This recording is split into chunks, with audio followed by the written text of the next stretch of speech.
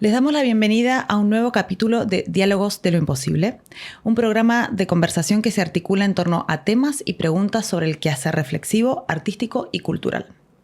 El programa Diálogos de lo Imposible es una iniciativa de la Dirección de Creación Artística de la Vicerrectoría de Investigación y Desarrollo de la Universidad de Chile y se realiza con el apoyo de Radio UChile y UChile TV.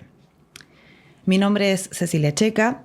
Soy coordinadora de programación de DICREA y estaré moderando y acompañando en el capítulo de hoy, al cual hemos llamado Estéticas del Desplazamiento, Diásporas y Lenguajes Artísticos, en el cual también tengo el lujo de contar con la compañía de Andrés Parra y Sandra de Verducci. Andrés Parra, también conocido por su alter ego drag Nia de Indias, es un artista colombiano radicado en Santiago de Chile desde 2011. Desde hace 10 años ha desarrollado un cuerpo de obra que narra su experiencia migratoria y su vivencia como una persona parte de la comunidad LGBTQ+, a través de pinturas, fotografía, performance y textil.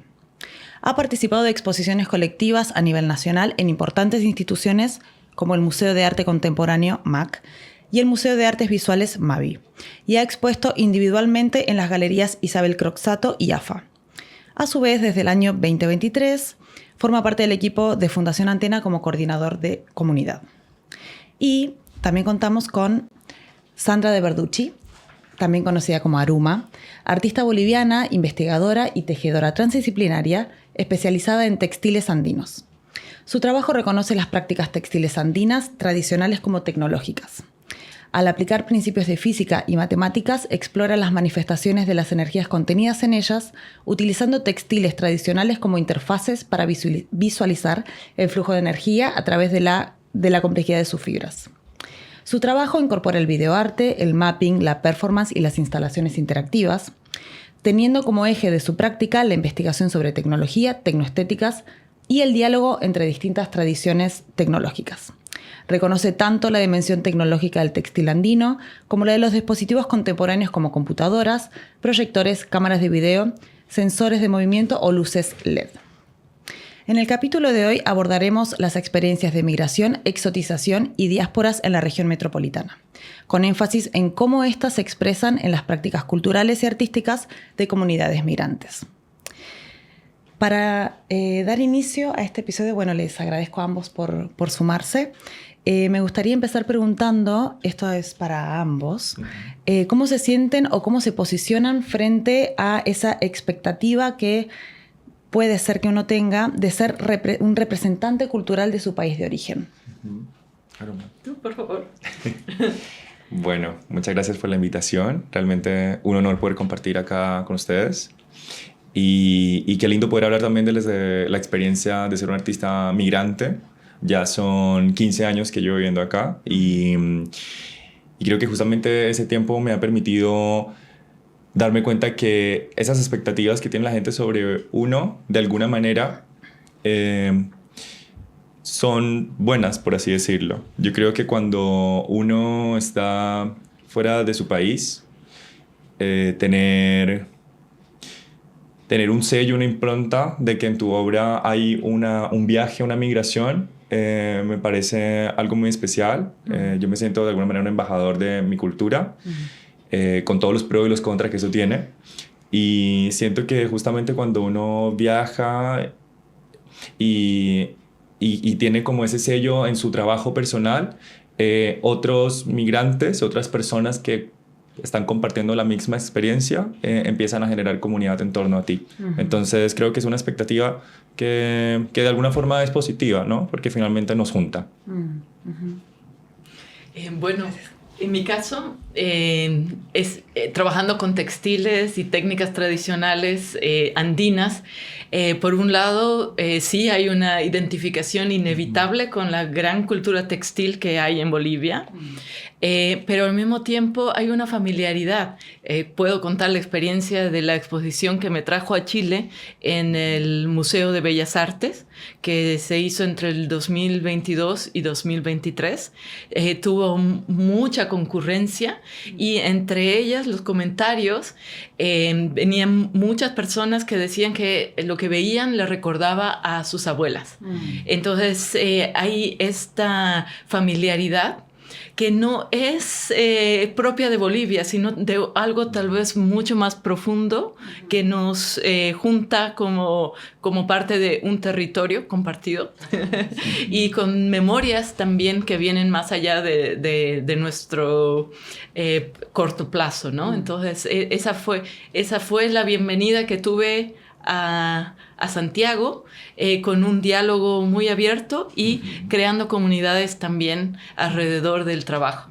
Así es. Muy interesante porque, claro, una de mis preguntas y lo que barajaba cuando me invitan a este capítulo era hasta qué punto uno viene a un nuevo territorio como artista siendo como testigo de sus orígenes, ¿no? Como la voz cantante de su territorio, sus orígenes, pero que cuando uno abre su obra e implanta su dispositivo para el público, en este caso en Chile, son más los puntos en común y la cercanía que los contrastes o la sensación de otredad, ¿no?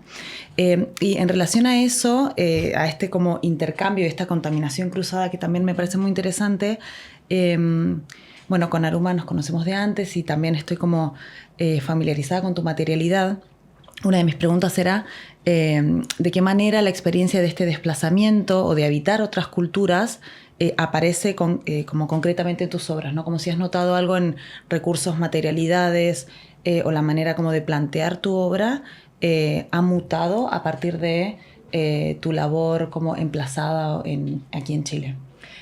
Bueno, difícil hablar de solamente Chile porque me tocó tener experiencias en otros países. Excelente. Viví en Brasil, al lado del mar. La experiencia de vivir al lado del mar viniendo de Bolivia, del mar Atlántico, del océano Atlántico. Viví en México, en Guatemala. Entonces, cada uno de esos lugares fue un acercamiento muy fuerte a las culturas diferentes, diversas. Obviamente que te queda parte de eso el resto de tu vida. Estoy hablando de viajes que no son turísticos, son más bien experiencias de vida donde por lo menos pasas un año viviendo y empapándote totalmente de la cultura. En mi caso, mis motivaciones para estos viajes siempre fue investigar y conocer más de las culturas textiles del continente. Entonces es este viaje de investigación que me ha llevado por diferentes lugares y conocer diferentes tradiciones textiles que ahora puedo identificar, comparto y que obviamente aparecen muchísimo en mi trabajo, ¿no? Bueno, hay grandes maestros también en Chile. He conocido tejedoras aymara, tejedoras mapuche. Entonces, se sigue creando comunidad y uno no deja de aprender. Hermoso. Muy interesante y también, bueno, habiendo estudiado como mucho tu trabajo de lo que me han compartido el equipo con quien desarrollamos este capítulo y de lo que compartíamos también en el pasillo, que me resultó como muy, muy estimulante también. Andrés, vos venís de como una capacidad como muy versátil, ¿no? De distintas también materialidades y disciplinas, pero algo que me llamó mucho la atención es, bueno, son 10 años, ¿no? Como de haber como forjado y como robustecido esta identidad artística como, claro, como drag colombiano. Pero algo que me pareció muy interesante es cómo desplazás lo que yo entiendo que es como un dispositivo a los espacios públicos de Chile, ¿no? Vos tenés como una serie de obras también que son fotografías de Nia de Indias emplazada en distintos lugares como emblemáticos en este caso, Santiago de Chile. Entonces mi pregunta es, algo de esas prácticas, ¿no? ¿Algo de eso ha surgido en tu llegada a Chile? ¿O es algo que ya venías viendo en tus orígenes, ¿no? Y que lo aprovechas una vez estando aquí, lo pones en práctica? Perfecto, perdón. claro. Mira, justo, bueno, Nia nace en Chile, así que sí, efectivamente, este interés como por abordar la calle de esta manera es completamente algo que surge acá. Cuando empecé con Nia me di cuenta que más allá de que fuese una exploración de mi identidad, de mi feminidad, que sentía que era algo que tenía muy reprimido, me di cuenta que en el día a día no existían este tipo de identidades fuera del contexto nocturno.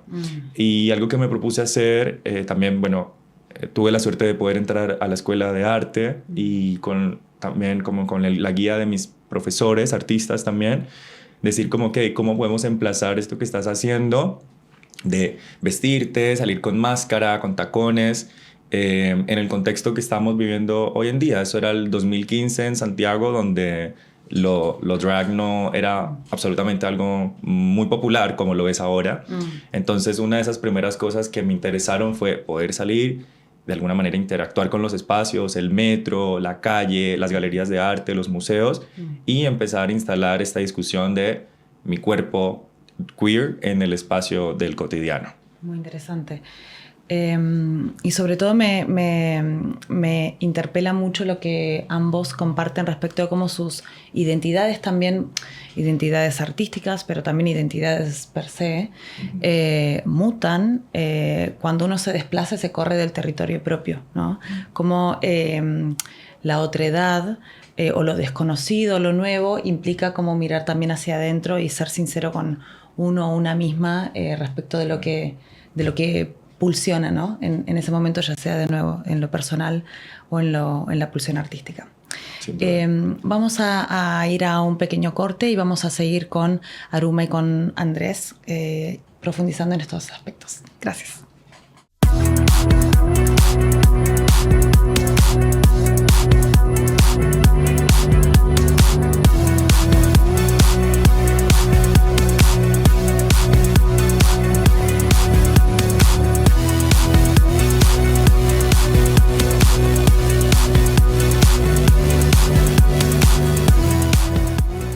Volvemos al segundo bloque de Diálogos de lo Imposible, hoy en el capítulo de Estéticas del Desplazamiento y Diásporas y Lenguajes Artísticos.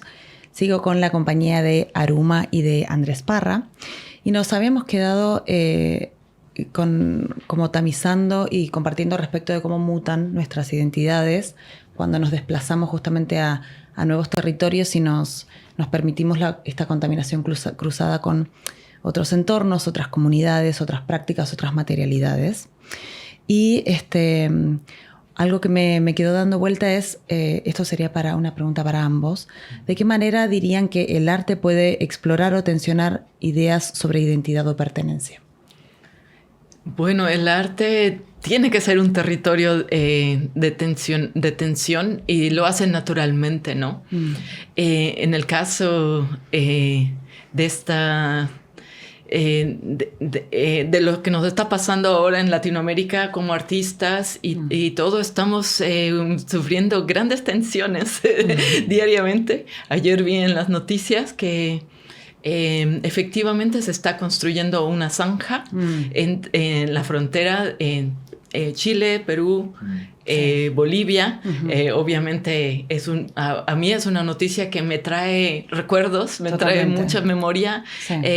Puedo recordar al poeta que dice que Chile es como una gran isla que tiene la cordillera por un lado, que es una ola que nunca rompe, el otro lado el Océano Pacífico, y la otra gran muralla es el desierto, la gran frontera, ¿no? Sí. Y ahora efectivamente se está construyendo una zanja dividiendo un territorio milenario que es el territorio aymara, que ya estaba dividido por la República hace 200 años solamente, porque, bueno, nada más...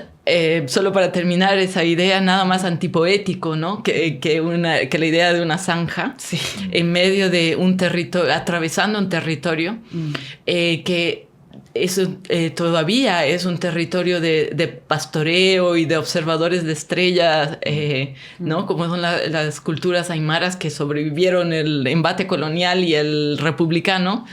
Y ahora viene este otro ese otro muro, ¿no? Volviendo a citar a Huidobro, al poeta Huidobro, que decía, los hombres entre las hierbas buscaban las fronteras. Hasta ahora la frontera era o natural pero bueno, estamos empeorando un poco esta situación, ¿no? Y ahí el arte se ha expresado en diferentes formas, ¿no? Y se sigue expresando y cada vez tiene que ser un poco más contundente porque es difícil abstraerse de esta realidad que se nos viene más compleja, ¿no?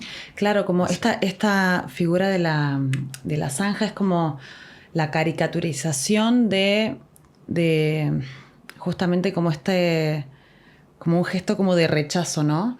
Es como muy simbólico, más allá de lo práctico, que yo creo que en lo práctico es muy fácil pasar esa zanja, pero creo que también en ese sentido como las prácticas artísticas, por más de que sucedan en un cubo blanco, son un recordatorio de nuestra propia cercanía, ¿no? Como lo que hablamos en el bloque anterior de los puntos en común que finalmente operan como la abstracción de un puente. Pero también creo que es como un sano equilibrio entre el recordar nuestros orígenes y ponerlos en valor, permitirse uno como la nostalgia y como lo que también se dice como saudade de encontrar, de extrañar como tu cielo, tu gente, la tierra que te vio nacer, la que pisaste, pero al mismo tiempo como recordar que el lugar que uno elige también es hogar, ¿no? Y de hecho también poder emplazar como tu obra en un nuevo territorio es una manera también de hacer hogar. Me interesa saber también cómo, esto lo conversamos en el pasillo, pero está en relación con otra de las preguntas que tenía ganas de hacerles, que es, ¿hace cuántos años que están aquí? Bueno, como te decía, hace 15 años estoy acá. Yo, en mi caso, también me he sentido muy afortunado porque mi experiencia migratoria fue junto a mi familia, que es mi núcleo cercano, que somos conmigo 4 personas.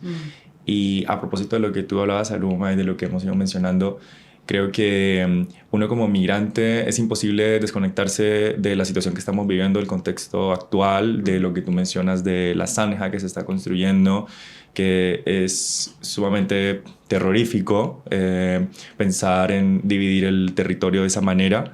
Y desde mi obra siempre me he instalado desde un lado que en su estética quizás es medio irónico, que es muy propio del drag, jugar como con esa sátira, pero que es muy consciente del contexto del cual vivimos, más allá de siendo personas queer, también migrantes.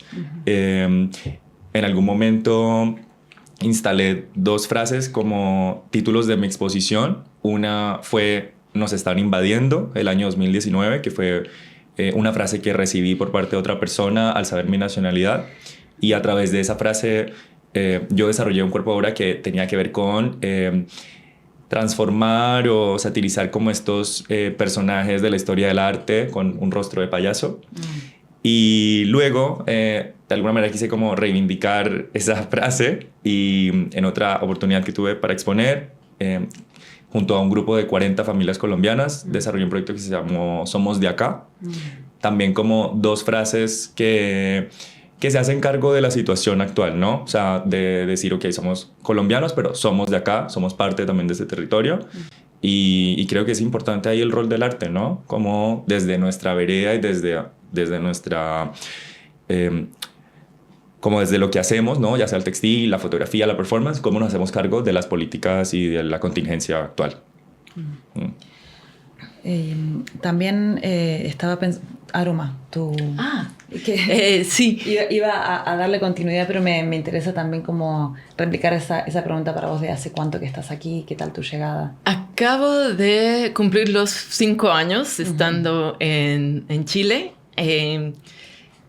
Vine justamente por un proyecto cultural que me trajo, y después empezaron a haber muchas cosas y todavía sigo aquí. Me trajo el proyecto con el de exposición. Desde Bolivia ya estaba planificado. Entonces llegué directo a exponer en el Museo de Bellas Artes. Y bueno, a partir de entonces yo creo que es una experiencia excepcional. Espero que no sea, yo tengo la esperanza de que no sea mi experiencia excepcional, pero ha sido una calurosa bienvenida, que súper bien en todos los aspectos, y la verdad es que me gustaría que muchos compatriotas míos tengan esa, o todos los latinoamericanos y todos los que vengan tengan esa suerte de bienvenida que he tenido en mi caso, ¿no?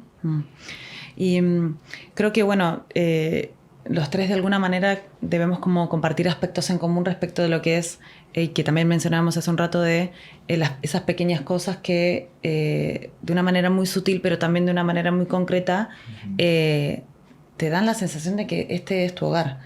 Yo en particular ya van a ser casi 13 años que estoy aquí. Vine a trabajar 2 semanas y aquí estamos, 13 años. Y han sido cosas muy concretas las que...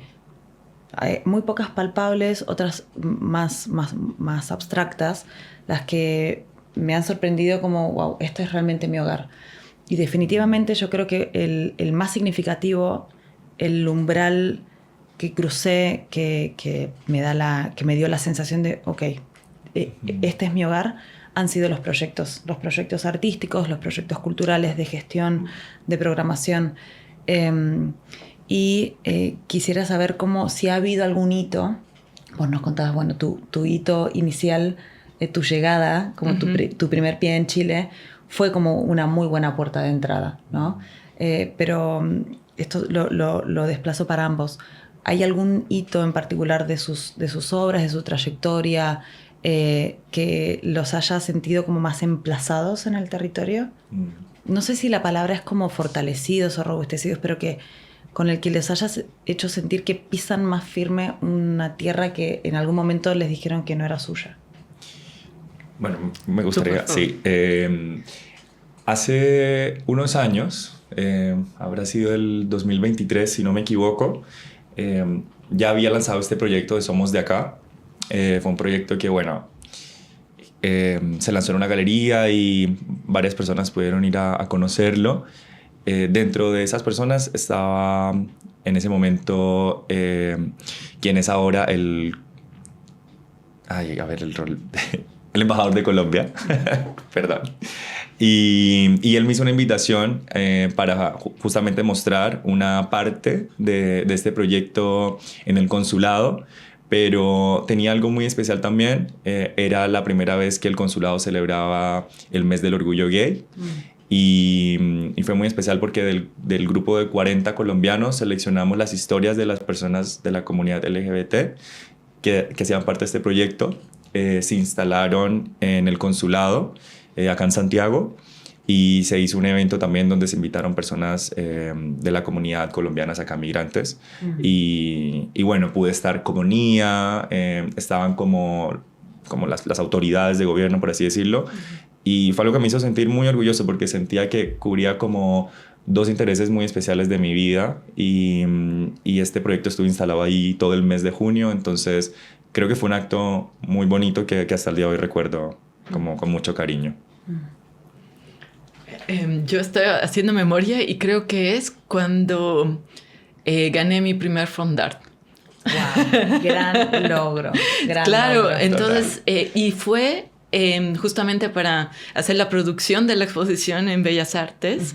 Y yo no había pasado mucho tiempo que tuve el carnet chileno, claro, del RUT. Sí. Y ya llegando muy previamente, en muy corto tiempo, ya podía postular. Sí. Y postulé como cualquier otra persona, y eso me hizo sentir así que de la posibilidad de postular, que te elijan o no te elijan. Bueno, por suerte salió elegido el proyecto y se realizó, pero ya eso ya me mostraba una apertura que tiene el país hacia los artistas que llegamos y esas posibilidades que, bueno, es un lujo y que ya en la coyuntura actual hay que mantenerla, hay que mantenerlo, ¿no? Y por eso me gusta decirlo acá, porque uno piensa que Ufondar para un artista extranjero es algo inalcanzable, pero en el caso puedo decir que los caminos se abren con el trabajo, pero y la burocracia no es tan aterradora en la postulación. Correcto. Sí, finalmente creo que son proyectos que tienen un impacto a nivel nacional. No solamente favorecen al artista, sino que favorecen a todo el país y a toda la comunidad de personas que van a asistir a esos proyectos culturales. Entonces, ahí comparto mucho también tu punto de vista. Y sí, perdón, estaba pensando que igual también muy interesante, a mí a veces me avergüenza, no me avergüenza, pero temo que se vaya a notar que no soy de aquí cuando doy mi número de root, porque claro, tenemos número de root de guagua, ¿no? Claro. Sí. Mucha gente me dice como tenés el mismo root que mi hijo. Y claro, ganarse un Fondar con un root de como de 30 millones claro. Debe ser igual como un mimo al alma, ¿no? Pero sí, efectivamente uno puede comprobar que aquí estructuralmente las cosas funcionan muy bien, en gran medida. Vamos a ver por cuánto tiempo, y que hay posibilidades para todos, seas de aquí o seamos de distintos lugares. Y eso me lleva a otro tema que también tiene que ver como con las estructuras, pero también las instituciones, ¿no? Hace muy poquito en Valparaíso abrió el Museo del Inmigrante, que busca visibilizar cómo distintas migraciones han ido dando forma a la cultura del país, ¿no? Entonces este es otro foco, como no es como desde nuestra experiencia en un territorio nuevo, sino es el territorio que nos recibe a nosotros y cómo, de nuevo, vuelvo a esta noción de contaminación cruzada, cómo vamos mutando conjuntamente. ¿Qué tipo de comunidades culturales o espacios artísticos sienten que están emergiendo hoy en Chile, ¿no? Como que le dan este espacio a los migrantes? Por ejemplo, festivales, ciclos, lugares, instituciones específicas como esta, como ¿se han topado con este tipo como de figuras y plataformas o creen que podría como institucionalizarse más o que haya más cantidad de este tipo de espacios o lugares? Bueno, en mi caso particular conozco 2 espacios que me gustaría destacar y invitar a la gente también que los pueda conocer. Son 2 galerías, proyectos independientes de arte, uno en Patronato que es Mingual y es un espacio que recibe a la comunidad palestina. Hay muchos, bueno, sabemos que una de las diásporas más grandes de personas palestinas a nivel mundial está acá en Chile y muchas de esas personas son artistas, entonces se están agrupando en este lugar, me parece maravilloso. Y otro proyecto que me parece muy importante, que ha destacado el trabajo de varios artistas migrantes, es la Galería 218 en Plaza de Armas, también un espacio autogestionado por mujeres, increíble, que son lugares que yo siento que vale la pena conocer y que tienen que visitar. Muchas gracias. Yo puedo mencionar el Festival de la Cultura Migrante que organiza USACH.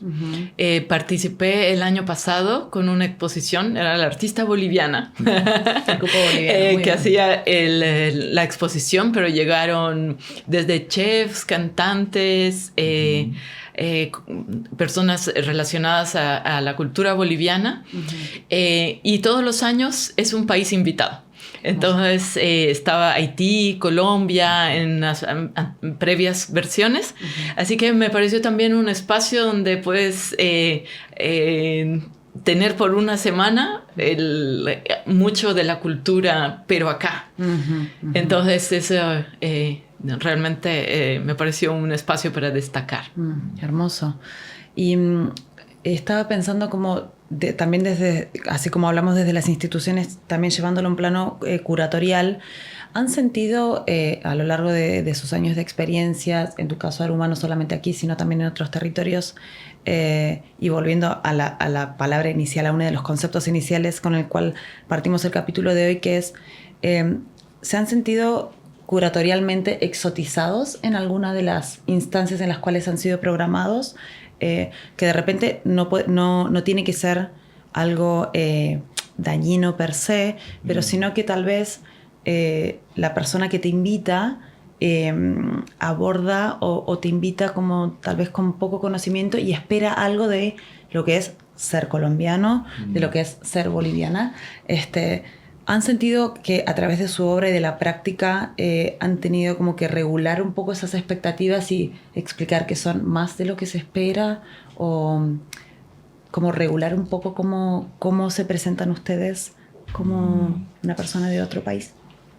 A veces me pasa que es al contrario, que no logro clasificar como en estas categorías, porque quizás en mi apariencia no está la típica persona colombiana migrante.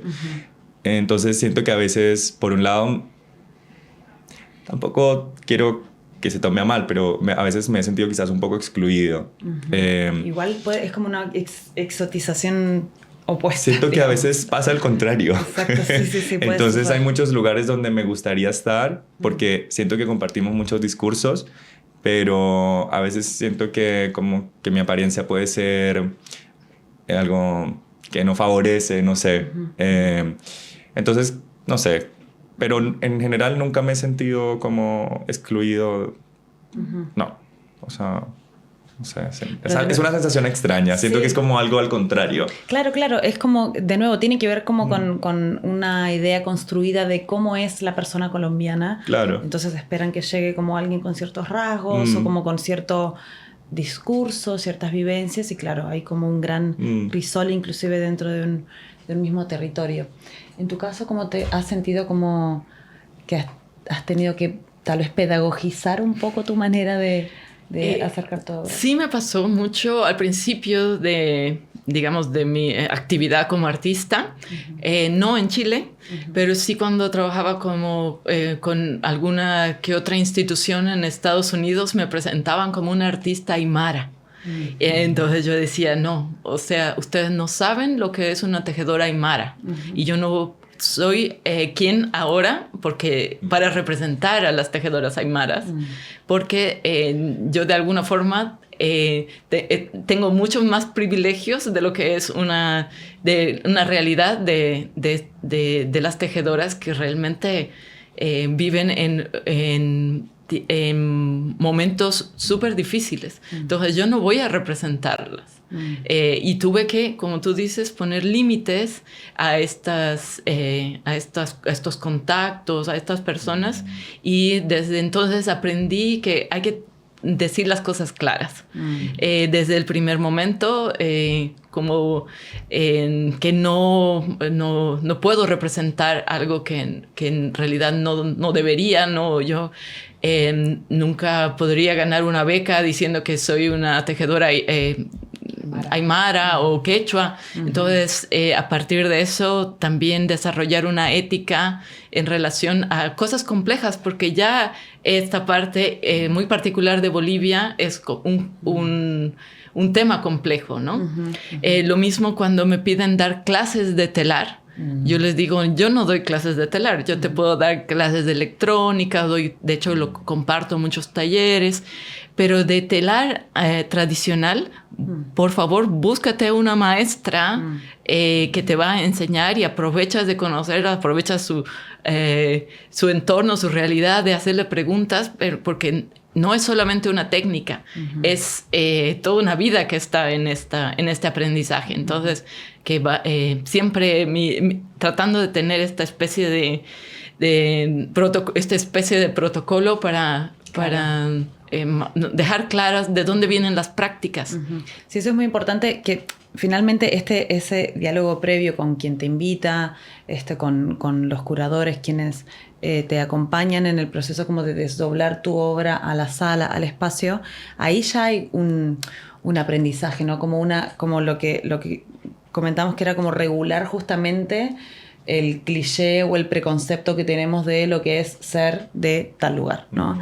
Y finalmente en esas conversaciones previas a la apertura de previo al montaje, previo a la apertura de obra, es en donde justamente uno, no sé si la palabra es también educar, pero es justamente como ordenar un poco esa imagen, esa figura que se tiene de quienes provenimos de otro territorio.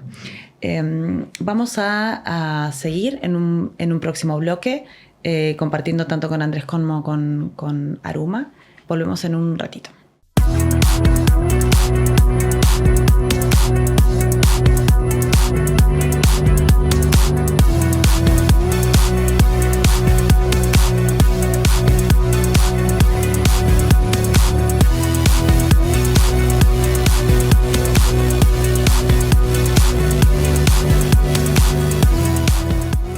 Volvemos con el tercer y último bloque de este capítulo de Diálogos de lo Imposible, que hemos llamado Estéticas del Desplazamiento y Diásporas del Lenguaje Artístico. Y en el corte estábamos compartiendo con Andrés y con Aruma recomendaciones de cosas que nos hemos ido acordando a medida que hemos ido como hilvanando las distintas preguntas y aspectos de lo que hemos ido abordando el día de hoy. Así que nos pareció como interesante como compartirlo con el público que nos acompaña, estas recomendaciones.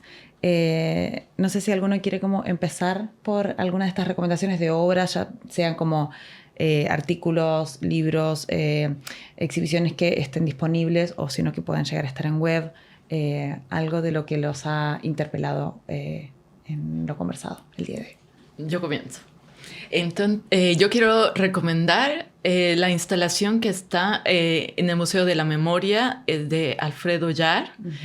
Tienes que bajar unas graditas y pedir a alguien que te abra la muestra. Es una instalación medial y hay que ir con el corazón y la percepción abierta. Es realmente excepcional. Pero aprovechando, me parece muy interesante en estos momentos también visitar el museo y formar parte de esa comunidad que está alrededor del museo. Hemos tenido encuentros donde se conmemoraba la marcha de las mujeres de los 80. O sea, impresionante conocer la historia también, esa historia de Chile.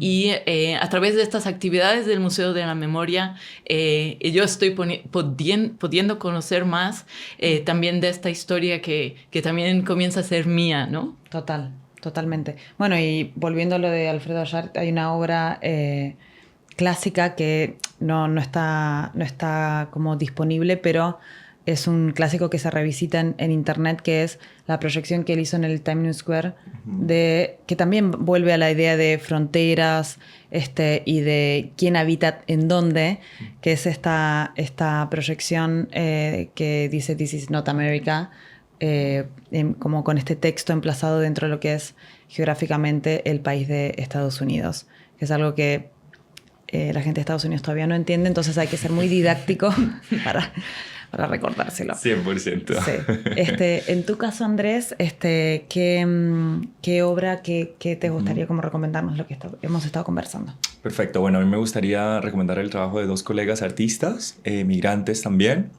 La primera de ellos, Wiki Pirela, una artista venezolana que se ha ido abriendo una carrera muy importante acá en el país. Ella trabaja mucho con textil, trabaja desde su biografía como migrante y creo que tiene una obra poética muy especial con la cual conecto mucho.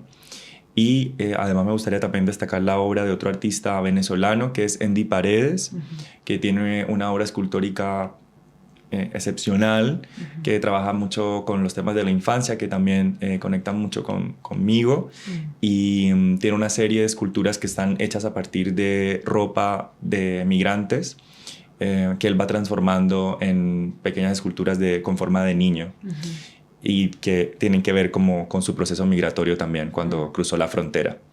Entonces creo que esos dos artistas tienen un impacto muy especial en mí, conectamos de muchas maneras y creo que la gente los tiene que conocer aún más.